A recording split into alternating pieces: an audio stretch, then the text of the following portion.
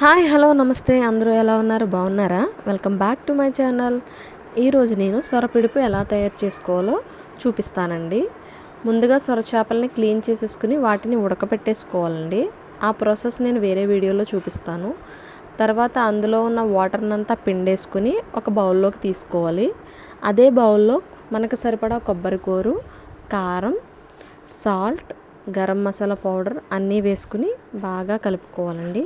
కలుపుకొని దాన్ని పక్కన పెట్టుకోవాలి.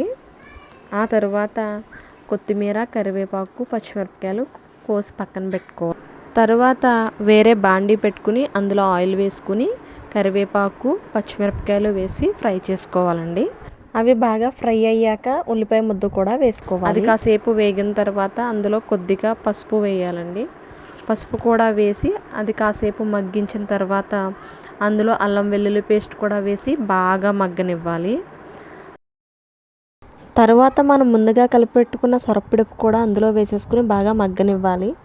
ఎక్కువసేపు మగ్గడం వల్ల కూర టేస్ట్ అనేది బాగుంటుంది. లాస్ట్లో కొత్తిమీర వేసుకుని గార్నిషింగ్ చేసుకుంటే సొరపిడుపు రెడీ అండి. Thanks for watching. Subscribe my channel. Bye bye.